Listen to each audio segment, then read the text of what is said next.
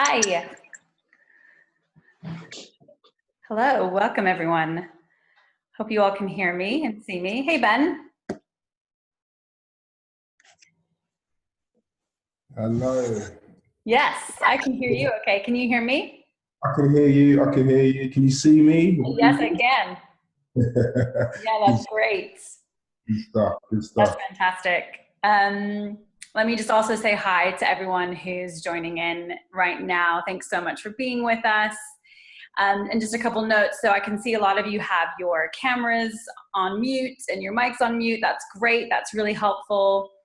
And we are recording this because there's some people that want to participate but couldn't join us at this time. So just to say that if you do unmute your mic or unblock your camera, people will be able to see you and hear you. And if you have a question, it will be recorded. So just to let you know. And we will have a time for question and answers because I'm sure lots of people want to ask you stuff, Ben. So we will have time for it. And I know it's a hard topic. So I just want to thank people for joining us on here and just to say, this will be a space of grace.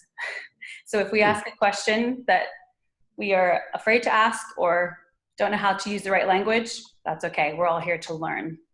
Excellent. Ben, thank you so much for joining us. And so just wanted to say, like, you know, I just read your book. I've met you once now, and I'm just inspired by you already. Your book was just phenomenal. Really learned a lot. Congrats on the recent award that you got from the Faith Forum on being a peacemaker. And we will send links to both your book and also to your charity, to your website, Power the Fight. And I just want to encourage all the participants here that if you don't get a chance to ask a question or to find out what you specifically wanted to know from Ben, just to let you know that he does run training through Power the Fight. So I really would encourage you to go and interact with his website so that you can join in on his training or connecting with him about doing bespoke training for your church or faith group. So Ben, let's get started. Thank you so much again for being here. First question I want to ask you, unless you want to do an intro at all, or are you happy for me to jump straight in? Oh, I'm happy for you to go straight in. All right, let's do it. Okay. So my first question is, for you, what does it mean to be a peacemaker? What does that word even mean? Yeah, that's a good question. I think, well, trying to stay calm, trying to stay calm in all situations, which doesn't always happen, if I'm honest, you know, no one's perfect. The Bible says, blessed are the peacemakers. So it's kind of like, okay, that's a good way to be. I think being a peacemaker is about understanding your environment and seeing where people are in pain, where people are suffering. And we believe in common grace, but I think also there's a special grace on us as Christians, and therefore being able to be in a position where you hear what's going on, you're listening to what's going on, and then asking God, what can I do? I think in my field, particularly working in the youth sector, a lot of people come out of a place or come working out of a place of trauma. Something's happened to them, and therefore, I feel like I can bring something back, or help and support people who may have gone through the similar things, and that's not a problem. I think I'm fortunate enough that I've come out of a place of empathy, so my history isn't so much like I've never been in a gang, I haven't got a criminal record, I've never carried a knife. But then what happened was when I was 22, I became a Christian, and basically God opened my eyes to what was going on around me, and I thought, oh, maybe I can do something, and that started the journey. So what does it mean to be a peacemaker? I don't know, just try not to go to war with everybody, which is very difficult in this social media age. So it's very easy to do that. So So I heard some things around there about good listening and empathy and patience. Those are the three things I hear from you. Absolutely.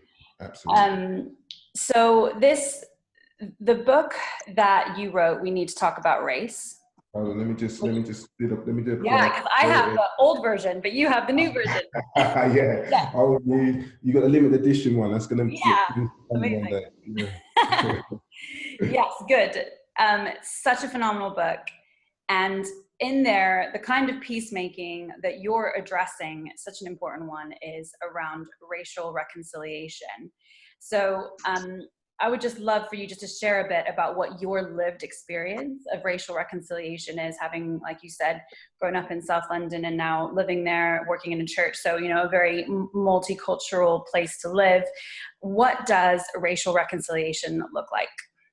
Yeah, I mean, it's worth just giving a little bit of history. I've grown up in a time in the 80s and 90s in Southeast London where racism was not just name calling.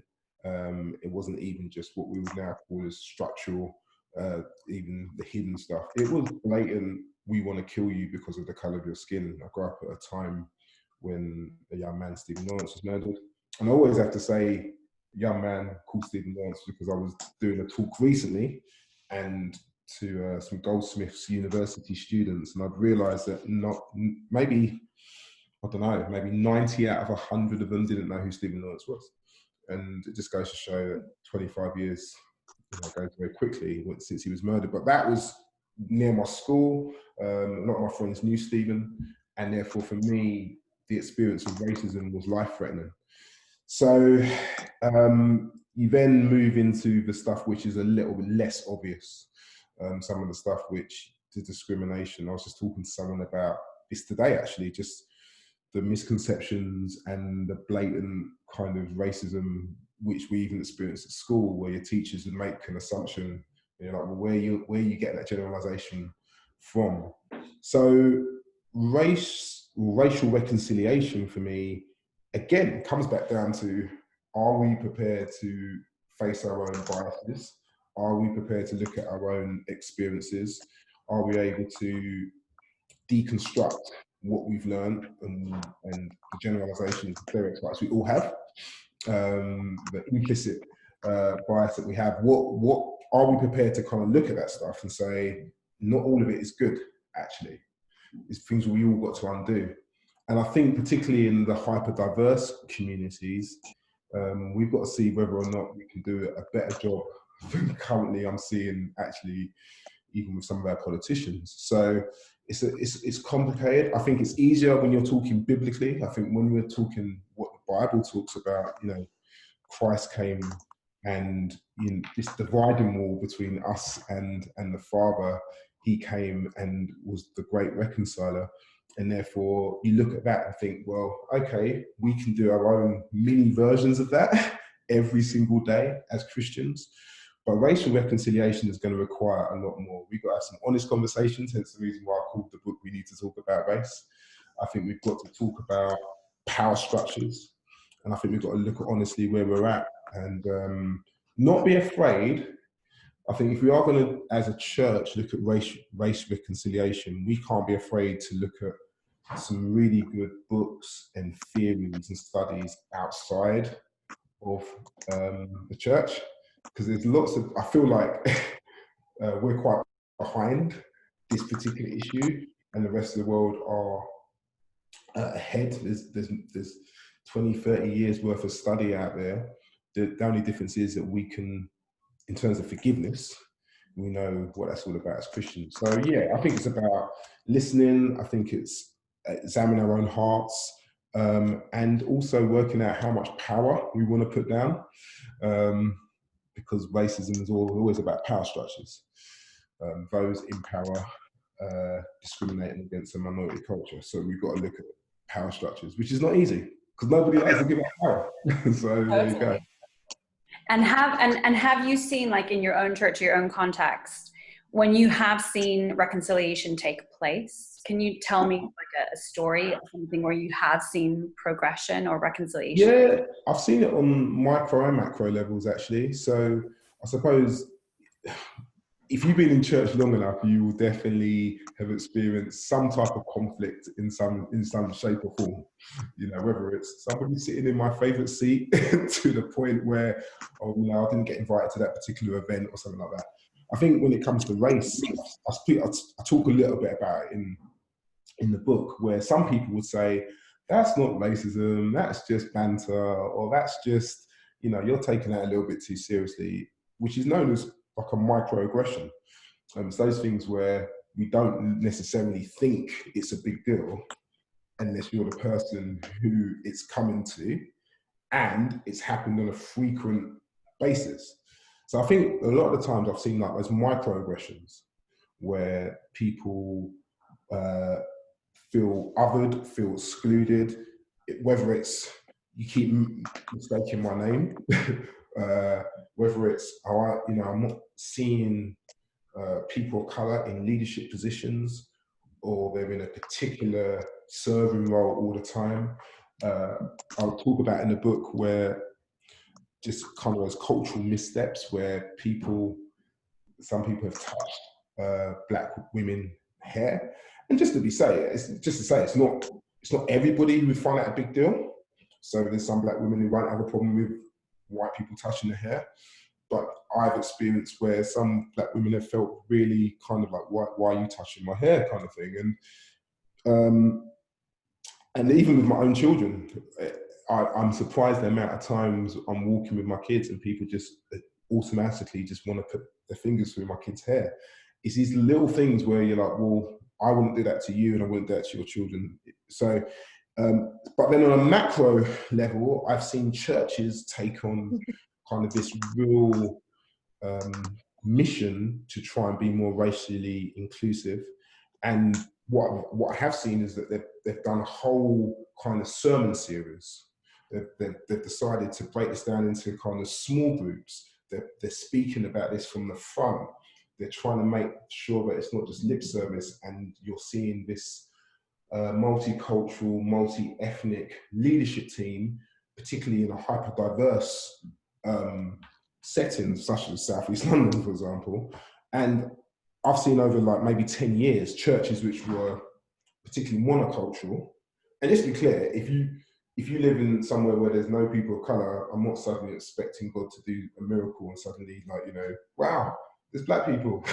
But I do think if you're in a hyper diverse area, whether that's Birmingham, Manchester, Liverpool, you have to ask yourself a question. If your church is particularly monocultural, where there's hyper diversity and it's white, why is that? And I've seen churches really work hard to kind of just make sure their church represents the community around them, and their leadership team represents the community around them. So yeah, and when we're talking about racial reconciliation, unfortunately, as a church pastor, the church tends to represent, or the church tends to look like the leader for good and bad. And therefore, if I'm the type of person who's maybe a little bit resistant to a particular thing, it probably is likely to come out in my preaching. It's probably going to want to come out in my priorities. And therefore, a lot of the conversations tends to be, well, where is the senior leader at? Where's the senior leadership team at? And you have to get this combination of what I would call air war, air engagement, and also empowerment with the community on the ground as well, or congregation. So yeah. And you talk, I mean, the book is so fantastic. People do need to order it. But you spell it out really clearly. You talk about, for racial reconciliation to occur, you're addressing white majority churches and saying that, first of all, there needs to be engagement in confession and repentance, including a retelling of the story of Jesus, which I found totally fascinating. And secondly, there needs to be what you're talking about, this dismantling existing power structures to create inclusion. And I love you quoted a pastor. I haven't written his name down clearly enough here, but it says diversity is about bodies, but inclusion is about culture. Yeah, it's not mechanistic of like, oh, let's just get some different people. It's about a culture.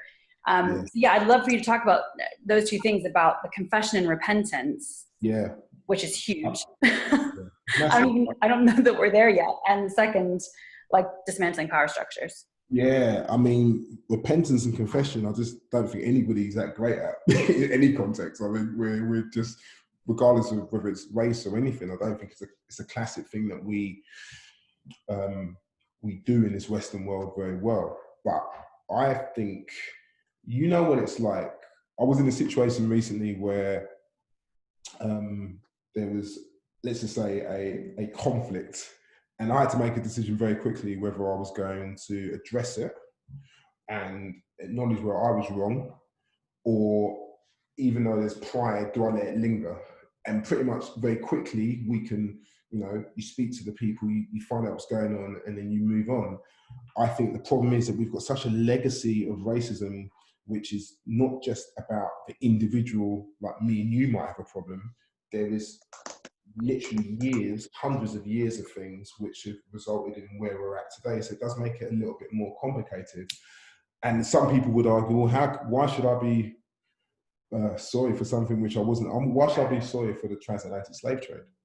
That's a classic one. So you're talking about the transatlantic slave trade. Why should I be apologetic for that? And my simple response to that is, well, I'm not asking you to be apologetic for something you had nothing to do, but what we do need to understand is that you are still benefiting from the power structures which the transatlantic slave trade put in place for the majority of white people in this country. There's a privilege which comes from that. But then I think on the individual level, confession and repentance is massively important. You've got to, I think we want to try and be different to what's going on out in the world. And without mentioning names, there's been times when there's particular politicians who've clearly said some things which are out and out racist, and doesn't matter how many times you push them, they're not saying sorry. They're not saying, I hold my hands up, I said so. That's not happening. Where for me, an acknowledgement that you made a mistake, because we are human, goes a long way. So I think that's important. In terms of dismantling power structures, I think that's harder. That's a lot harder, because you can't just click your fingers and suddenly it's a level playing field. I'm not talking about socialism. I'm saying that actually, how much do you care about this particular issue? How intentional and deliberate do you want to be helping to level the playing field? Now, if that is something which you're serious about, you empower, you who made the decisions, who employ the people, who set the culture, who decide what songs we're singing, who decides the illustrations that you're using in your sermons, all these things which develop a particular culture. The question I always ask people is, who have you got around that table who is not the same as you to help make a more inclusive culture? Because so much of this can be you just have to take backward steps. How did we get a monocultural white perspective on Christianity? If you take step back and you're saying, well, hold on, when it came to the decision-making process, was there anyone of color around that table to just say, hey, have you looked at it from this perspective? And I think that's what I mean by trying to dismantle some of these power structures, where even if it's at the very simple starting point of, can you just invite someone else around the decision-making table who doesn't look like you and isn't from the somebody's just come in there. I'm not sure what's happened there. Oh. No, we still got you, yeah. Okay, cool. So yeah, I just think it's hard, but if we are going to see, put it this way, Jesus Christ was very radical. He was radical. He stepped off his throne, traveled the cosmos, came to earth where he was despised. He reduced his power so others could flourish. I think that is a bit of a clue to how we are meant to act. I think it's John Piper who said, are we prepared to get low? Are we prepared to get really low with the people who need it the most and actually reduce ourselves so Christ is glorified, but those who are in the minority can have a sense of ownership and flourishing. And I think if we can do that, then we've got a better chance of seeing racial reconciliation. And to those people that begin that journey, I know from me, I can speak for myself. There are times when it does feel clumsy, or I will get things wrong, or I'm worried that I'm worried about that tokenistic, of like, I genuinely want to make a team, like you're saying, more diverse and recruit people intentionally. And then I don't want it to feel like tokenism either. So what would you speak to for those people that are on the beginnings of these journeys of trying to mix up trying to level that and be inclusive? What would you say to us? Can we still move towards reconciliation even when we're getting it wrong and even when we're feeling clumsy about it? Absolutely. I don't think no one on this earth is perfect, and this is something which isn't going to happen. It's not going to happen overnight. I think it's going to require a lot of grace from the minority culture. It's going to require again and again having the courage and the boldness to say, I want to get to know you. I want to understand your perspective. So the first 2 or 3 times, it might be difficult to be inviting somebody over to your house for dinner or spending time. But if you're in the same family in a church context, it's really important to keep going. It's like anything, you're in a relationship, for example, it's never it's never straightforward, is it? It's never kind of like, oh, okay, there's somebody I like, then I'm going to be married next week. It doesn't quite work that way. There's this whole courting period. There's this whole kind of, does he like me? Does she like me? What's going on kind of thing. Do I trust you? Let's see where we're going with this. Yeah. I think any relationship, friendship or not, needs to be a bit like that. If you're starting on this journey, I think my best advice is build friendship first of all. What I would not do is say, oh, look, there's the black guy or the black woman at church, and the first thing I'm going to say to them is, yo, what's your experience with racism? what's your deepest, darkest experience? I'm just wanting to learn. You'd be like, nah, that's not where we're starting. But if you can build a relationship and actually just get to know people, which even in that is hard, because we naturally gravitate to people who are like us. Oh, you're into the same music as us, you're into the same book, you like to go to the same coffee shops. Well, actually, for various reasons, when it comes to race, those things may not be as straightforward. And on the flip side, because as I always say, black people are not a monolith, we may well have complete the same interests, and therefore it'll be easier. And also we've got to understand, not every black person or every person of color is caught up on race. Like, we can make, I don't want to write a book and suddenly it's like, okay, every black person really has this desire to discuss racism. That's not true. So I just think we got to tread carefully, but at the same time, not be afraid to have those friendships and conversations. Yeah, I love that. I've got 2 more things I want to chat with you about, and then I'm going to open it up to other people to ask some questions. Okay. So kind of on that same thing that we were just talking about developing friendship, I want to talk a bit about solidarity, because that's another part of the book that really struck me. Yeah. So you ask 2 really important questions, again, to white majority churches here in the UK. The first question you ask is there a genuine urgency to express radical solidarity with a minority culture?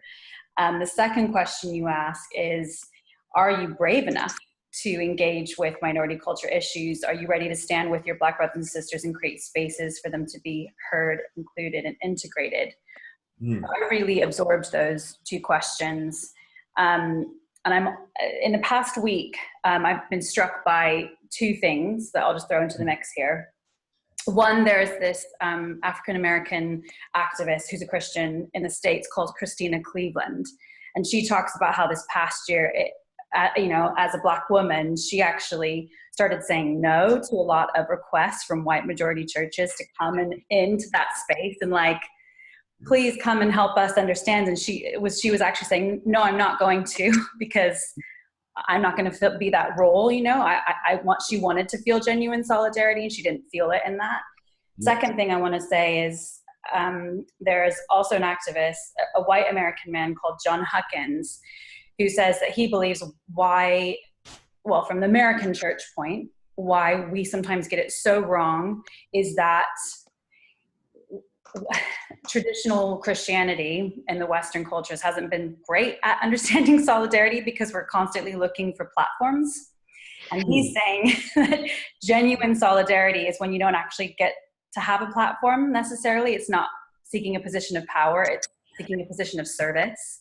Yes. Which is actually the most compelling example of solidarity that we have is Christ, who came and took a position of service.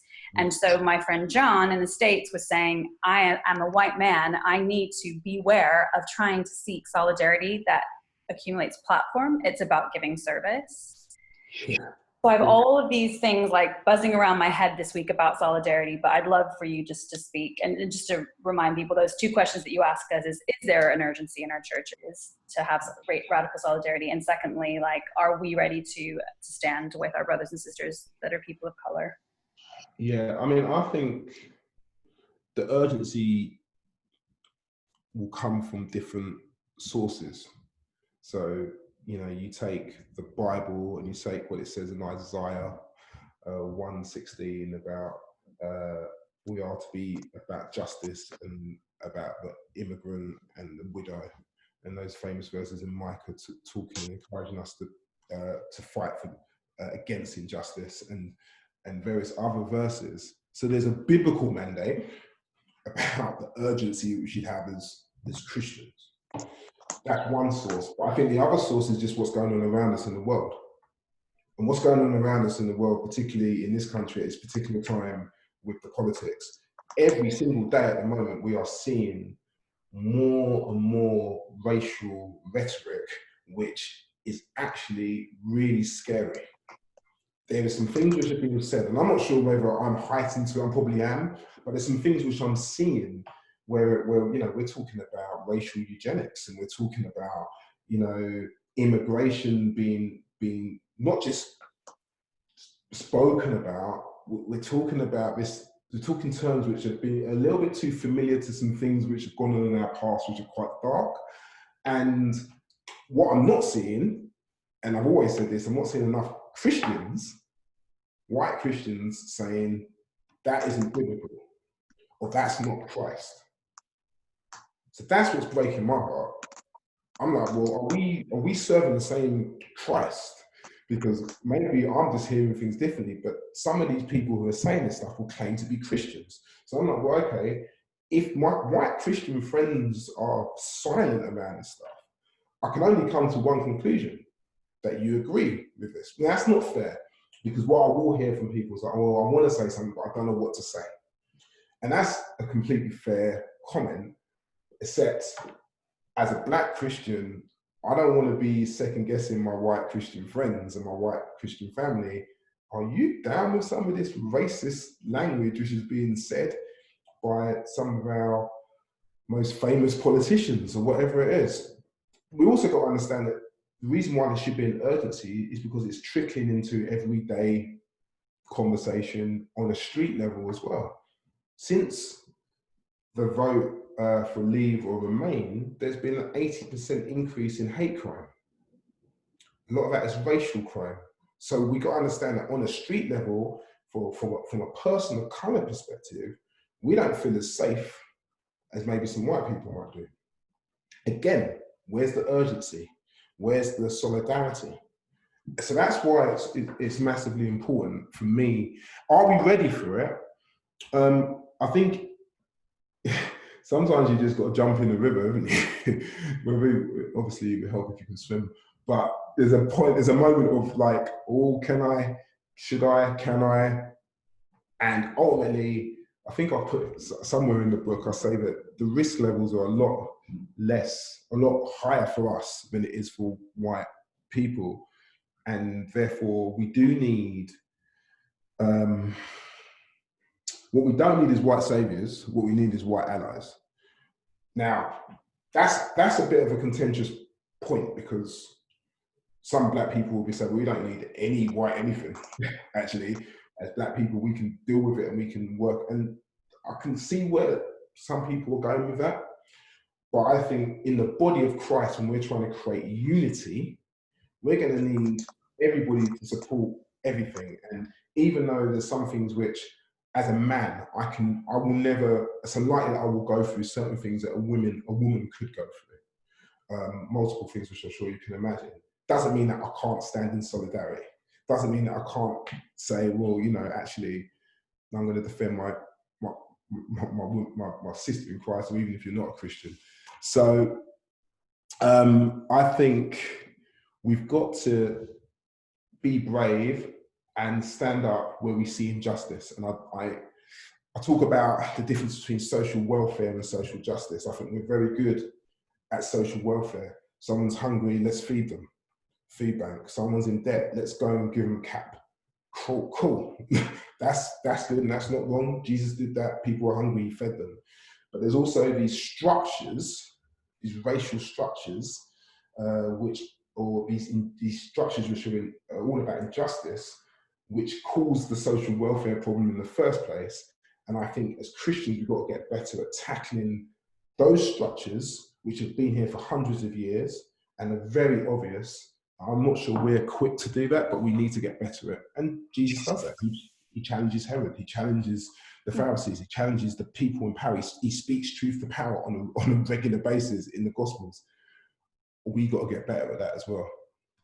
Yeah, absolutely. And I think that's the things that my friend John Huckins was saying about tackling systems of oppression are going to require us to be in service. It's not the quick platform that, you know, do you know what I mean? Like the social welfare can often lead to platform, but this is like an act of service of like. Yeah. So let me the platform thing's an interesting one. I think it's really tricky, isn't it? Because I think there's some things which just become flavour of the month, and it's kind of like, well, you know, yeah, we're gonna. Honestly, if you saw my inbox, everybody wants me to come and speak at every event, and you pick and choose, and you're like, well, yes to some, no to others. You prayerfully decide, and that's okay because you write a book and it's not like you can just shut everything down. But I think you've got to do it for the right reasons. What I will say is, this isn't a new conversation. There are brilliant theologians out there who have been working in this field for Black theologians, your Robert Beckfords, you know, your Anthony Reddys, your Richard Reddys, your archdeacons, Rosemary Mallets. There's people out there who Dr. Elizabeth Henry, Professor Gus John. There's these incredible Black heroes of mine who have been working in this field, battling racial discrimination in the church for years. And I would encourage people to use my book as just an opening into these guys' canon of literature around this stuff, because it will give you a deeper understanding. What my book does is allow you to have the conversation, but if you really want a deeper theological understanding, you've got to read some of these guys, and that will equip you, and that will give you a better understanding where we're at. But the platform thing is complicated. It's really hard. On one hand, if we're having a conversation, great, but we've got to go from just words to action, haven't we? And that's where we sometimes stop. Cool, we're going to have this conversation. This is brilliant. Yeah. We've acknowledged there's a problem, but we don't then say, well, what are we going to do, and what are you going to give up then? we know there's a problem, but what are you now going to do about this, and how can you actually do something to flip it, to make it a level playing field? And therefore, I'm wary. I don't really like big platforms. I'm just a bit like, well, but you know, sometimes you have to step into it. But yeah. Yeah, definitely. I want to give some other people the chance to jump in. This is the fun bit. This is the fun bit. yeah, exactly. See some faces. So we've got 25 more minutes left. I'm just going to leave some like 10, 15 minutes space now for some group conversation. And then I would love just to, at the end, talk about the youth violence aspect of Power the Fight that you do also. Yeah. But let me just open it up. Anyone have any comments or questions for Ben? Or stories to share?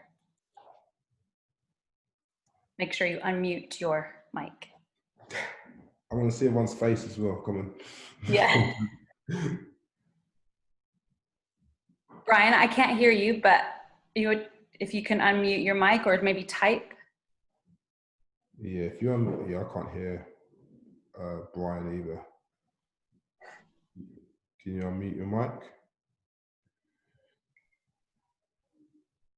There will be an icon. For me, it's on the bottom left, where it's just a picture of a microphone. If you hover over your screen, there should be a mute and unmute button. Yeah. Almost. No, still can't hear you. Click on it again. I can see that it's unmuted, but it's Still not coming through. yeah, still not coming through. Feel free to type as well, Brian, if you'd like to. Oh. Oh yeah, you can do a chat. Yeah, in the chat, yeah.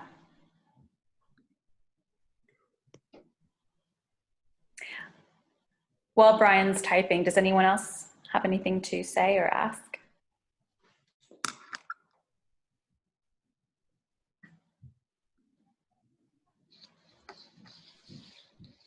Everyone's got their mute buttons on.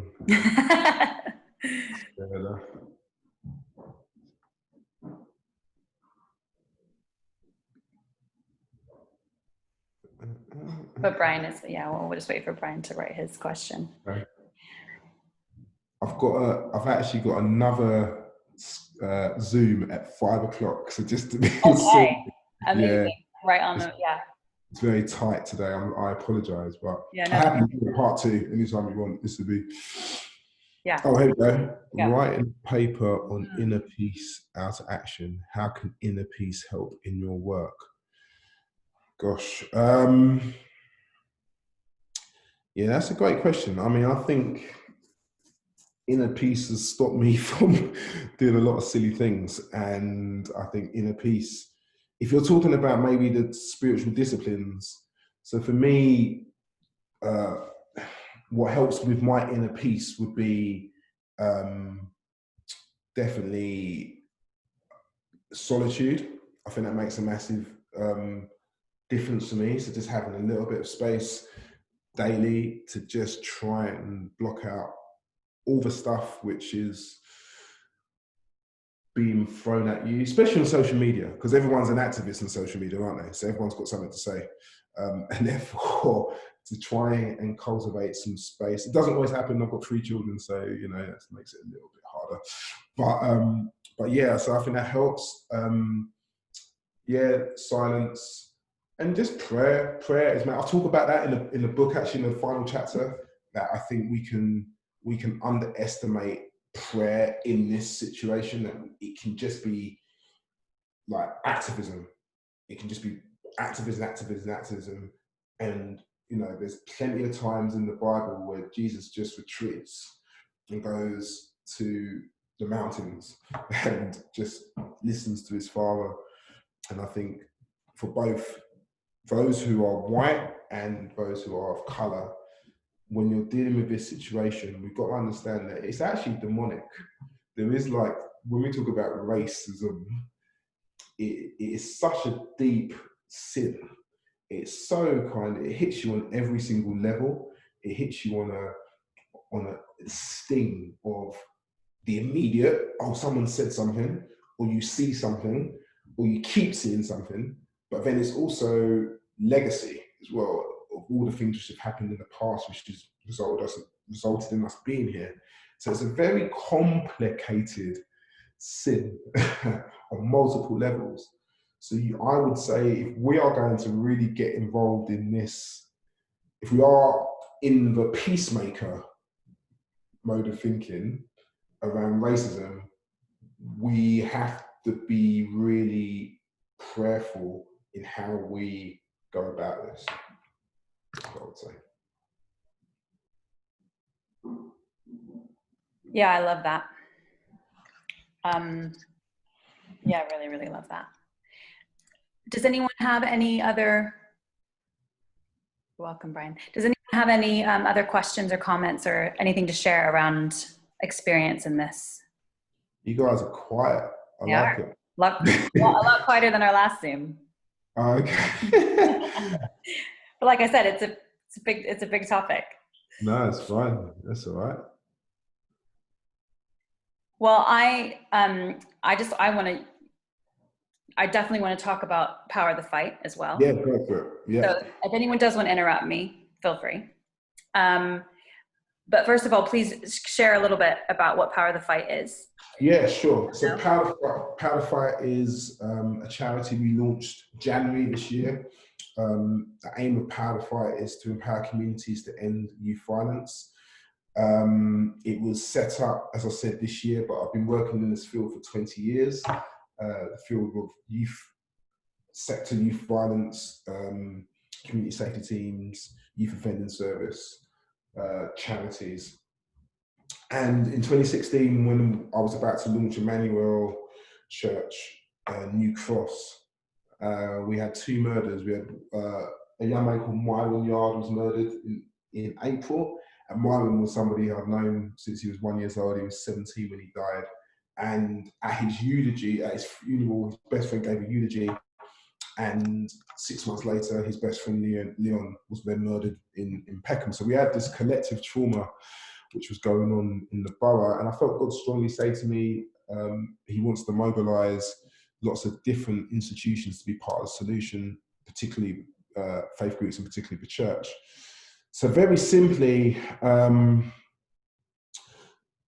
know there's a lot of youth organizations out there, so I wanted to do something a little bit different. And the best way I can describe it is a bit like the water cycle. So what we have, we all remember things we learned at school which we don't actually use, but the water cycle effectively is, what happens on the ground impacts the air, and you get a circular motion and water appears. And I think what we see is classically the voices of the community on the ground rarely trickle up to decision makers and policymakers and funding.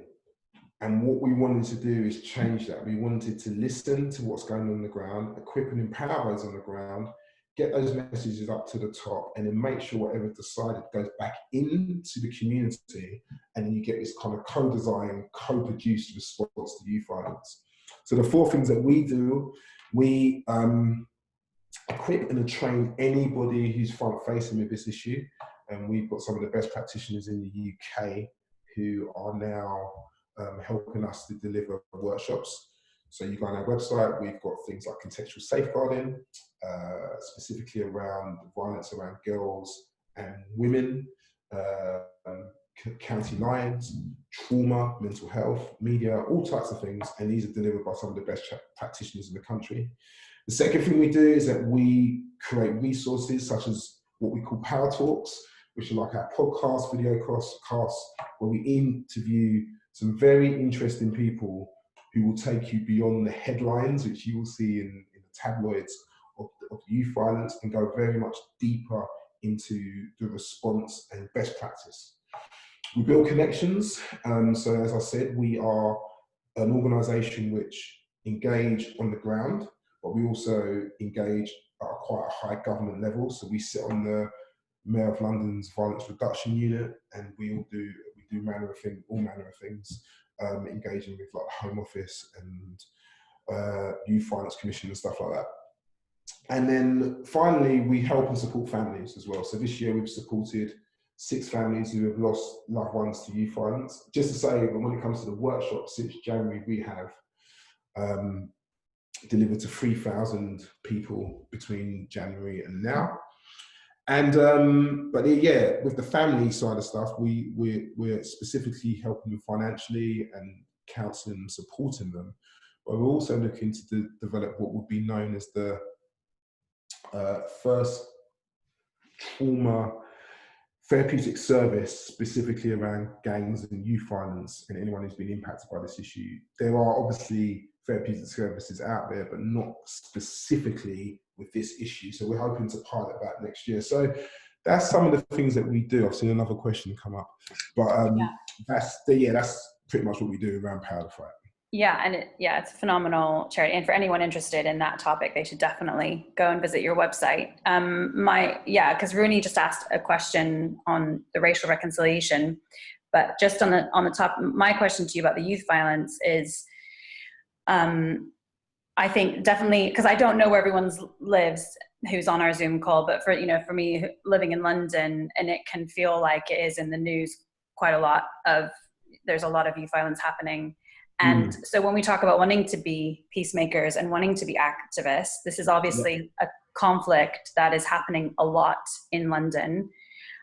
But what is there, if, you know, if we're not directly involved in that conflict, or it's not happening to young people and families that we know, is there anything for us to do as peacemakers? Is there any action that we can take? I mean, we can give money to relevant charities, but what would you say is ours to do? Yeah, I think we can do a lot, actually. And I think what happens is that people tend to look at this situation around youth violence and think, well, that's a million miles from where I'm at, or, you know, how do I engage with this? I think it's about empathy again. So I'll go back to what I said at the very beginning. There is no reason for me to be engaging with this issue because I'm not coming out of a place of trauma. And I'm in a position where I could easily block myself off and put the blinkers on and just crack on with my life.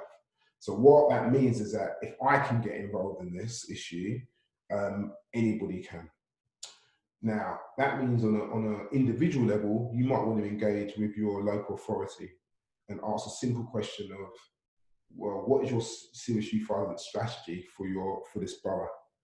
It might mean that you start going to independent advisory group meetings. It might mean that you start going to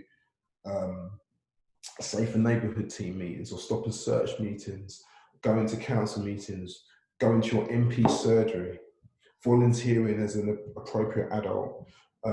There's lots of things, you know, you can give money clearly to charities, but there's some things you can do which is not necessarily front line. It's not so much like, because not everybody should be doing frontline work. That's the other thing we've got to break this myth down very quickly. Like, everyone should be helping, hugging a hoodie. No, not really. You know, not everybody should be doing that. And not everyone has the skills to do that. Some of you might, but there's other things you can do. As Christians, we also should be praying about this situation. So I think there's plenty of things we can do. I would say keep your eyes open.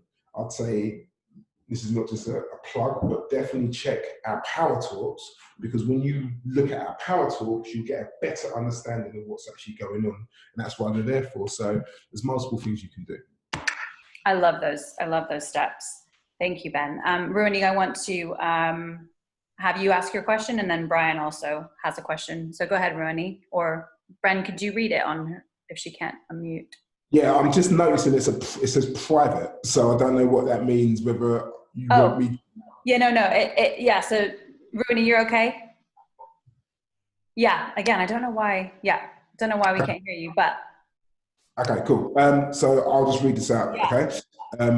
Ben, you talk about the multi-dimensional, cultural, diverse world we live in now and the complexity of the sin of racism, rightly so. What overlapping areas of conflict do you see between Black and Asian communities? Wow, that's a really good question. And I think what you will see in different communities, you will see conflict.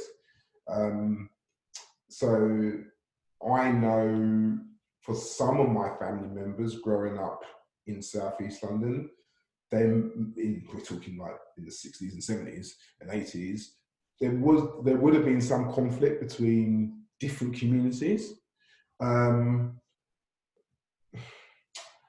misconceptions and stereotyping and generalization.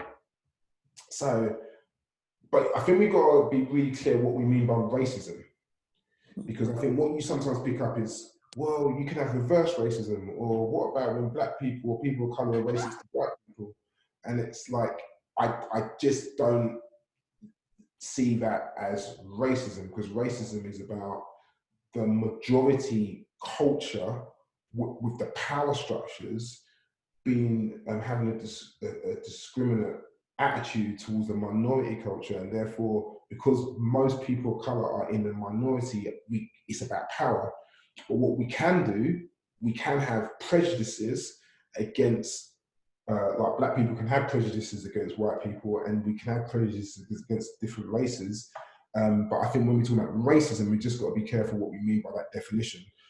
But yeah, I mean, I think the nature of mankind or humankind is that you're going to have beef with all types of different people. I think I think it was difficult for me in the book because I didn't really like the term people of color, but I needed some type of term which was also going to be able to group some of the same issues that all people of color have. But at the same time, acknowledge that there are some intricacies which black people, Caribbean and African people, and Asian people will be very different. And even when I say black people, what are we talking? Black Afro-Caribbean, we're talking black African, you know, when I'm talking Asian, what are we talking? Sri Lankan, or are we talking Chinese? So I don't think it's as straightforward as just saying there's a blanket response and a blanket experience for anyone of color. But like I said in the book, this is pretty much my experience as somebody who is of Caribbean heritage, and therefore some of us might be able to relate. Yeah. Thank you. Thanks, Ben. Yeah, and then thank you. No, hello. Hi, Ronnie. Did that answer your question? Can you hear me? We can. Yes, I could hear me now. Yeah. Oh, good. Did that answer your question? Yes, you did. Yes. I mean, it is extremely complex. You know, each culture group has its own baggage, has its own history. So, as you rightly say, it's very complex. And it's good that we're talking about it. And that's what we need to do, you know, openly. So it's good we're talking about it, but I look forward to hearing stories. So I'm hoping you'll write a book one day and tell me your experience. I don't want to. Yeah, you need to, Ronnie. Make sure you do. Brian, we have 2 Syrian families, 12 people resettled here. How do we empower them to feel and be equal with other cultures? Yeah, it's a brilliant question. I think, you know, gosh, 2 Syrian families, 12 people. So the question is, how do you engage with them? How do you allow their experiences to be heard? How welcoming are you with them? How much power do you want to relinquish so they feel empowered? How much of your service, your church service, are you prepared to bend and change and break with tradition so these families are feeling welcome into God's house?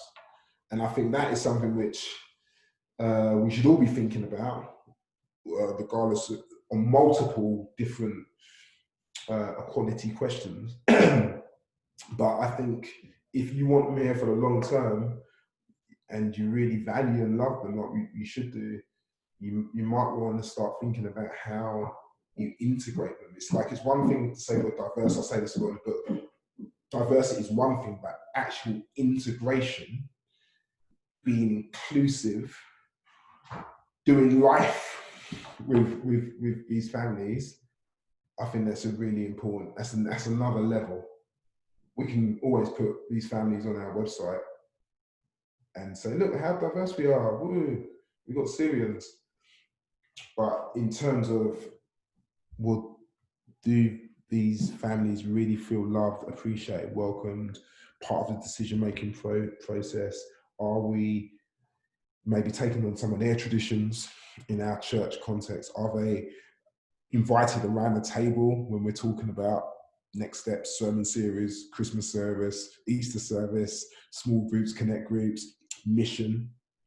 All these things we just jump to conclusions with and just say, no, we're going to do this way. And it's like, well, that may well suit some people, but not everyone. That's excellent, Ben. I'm aware we've got 5 minutes, but Helen, I've seen you jumped on. Helen, do you have a question? I have a question. I'll try to make it quick. Hi, Ben. Thank you so much. This has been really interesting. I was just going to say, like, I've come to a sense of urgency with this issue quite naturally through my own kind of spiritual experience of other faiths, and I've naturally like made friends who are very different to me. And so that's brought this issue really to the fore. And so I wanted to know if you also work with other faiths in this reconciliation work, if like interfaith work can feed into this. So we, around youth violence, we do. So we just won an award from the Faith and Belief Forum for Peace and Reconciliation, and a lot of our workshops will be interfaith, and we've run workshops and conferences with different boroughs where we've had people, all faiths and none. And I think it's really interesting. I think it's really good that ultimately, when it comes to youth violence, we want to keep our young people and families safe. But man, the differences which the Somali community will have, and the histories and the culture in comparison to the white English or the traveller community, it's when you start getting into those type of conversations, you realise that actually for a really good response, you're going to have to get into the detail a little bit. And we can't just have a blanket response to some things, because there's some cultural histories, there's legacies, there's reasons why, and even some things which we would find, wow, why were you doing that? Because we don't understand the culture, there can be confusion. And it goes back again to who's around the table. So what annoys me about politicians is that it's rarely that you actually get the people around the table who are most impacted by this issue, whether that's age. So what we don't get is intergenerational conversations. So we look at youth violence in isolation and don't have a violence conversation. We don't see what the grandma or the grandfather feels and have a conversation with the younger generation. You know, we tend to not get some of the poorer parts of the community around the table to have it. So it's like, where do we get what I call this cross-fertilization of ideas and conversation, so we have a more holistic approach to this particular issue? So I'm sure there is something around race in those things and those common denominators of, let's have a wider conversation with class, let's have a wider conversation around gender, let's have a wider conversation around like poverty, all the intricacies within the umbrella conversation of race. But it's rare that we do it well. I think we probably need a conference, don't we? Something like that, and just to always stuff. So, yes, yeah. please. Ben, I want to give you time to go to your next call. Ben, thank you so much for your time today. Really have appreciated, learned so much. I'll be sending this recording out. We have a list of like 40 people that signed up initially. So I'll send in the link to your website, send in the link to the book. But just thank you so much. Thank you. I mean, it's been really good. I'll be happy to do this again. Brilliant. More conversation, but really appreciate the questions. Thanks for the opportunity, and we'll speak soon. Yeah, for sure. And St. Ethelburg's, Brian's giving you a round of applause. Yeah, for sure. I want to give you one too. And St. Ethelburg's Center will be running relevant trainings on this in the new year. So keep on our website as well. So keep a look on that. Thank you all for joining us. Hope you have a great rest of your day. Take care. Bye-bye. Thank you. Bye.